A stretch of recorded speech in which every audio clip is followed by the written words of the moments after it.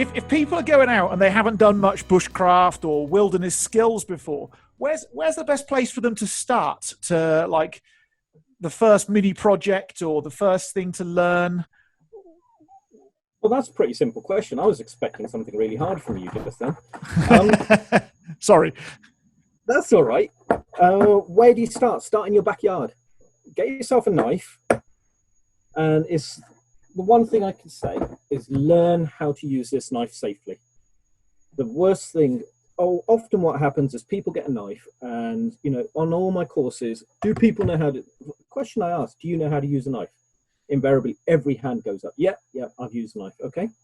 What have you used a knife for? Chopping the vegetables. So, yeah, it's a different league, mate. You know, we're talking of wood and using a knife, not, you know, just in the home chopping a few vegetables on a nice, safe chopping board.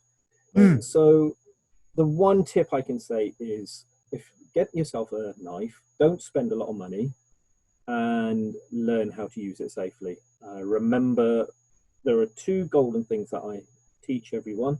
Think of the danger triangle and the blood bubble.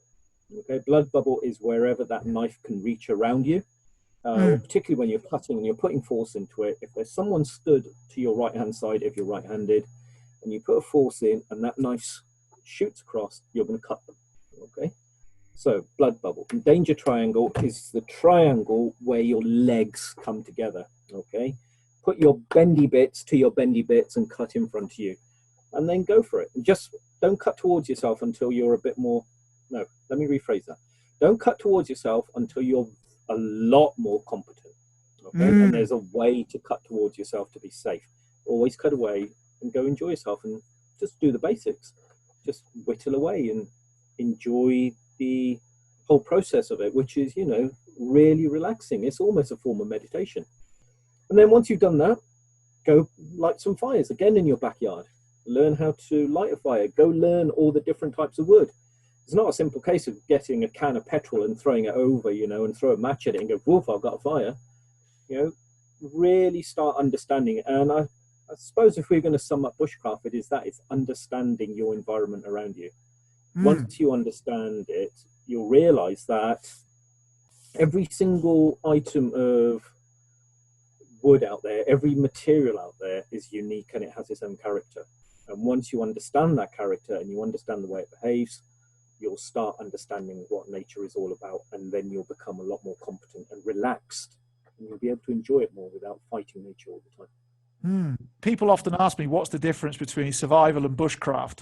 And I'm like, well, survival is what happens in the first 20 to 30 minutes when it's all gone upside down and gone wrong. And bushcraft is how you move from survive to thrive. That's the thing.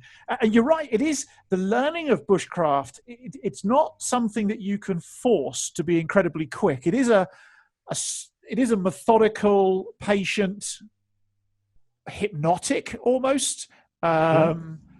I can remember it being in Scandinavia, middle of summer, like middle of June. And suddenly you realize it's 4 o'clock in the morning and you're still whittling whatever it was that you started at 8 p.m. and your hands are blistered and cramping. And you've just got in that zone and you're just, away you go. Yeah, it is exactly that. It's just you. It's you and that piece of wood and your imagination running wild to create something of beauty that you see within it. And often you'll see people, particularly who go into spoon carving, they'll hold this piece of wood up and they'll just move it all around and take so much time looking at it, trying to figure out what the wood is saying to you. You know, what does it want to become rather than what you want it to become? And once you understand that relationship, then and then it's just that slow, methodical process of bringing out what you saw within it.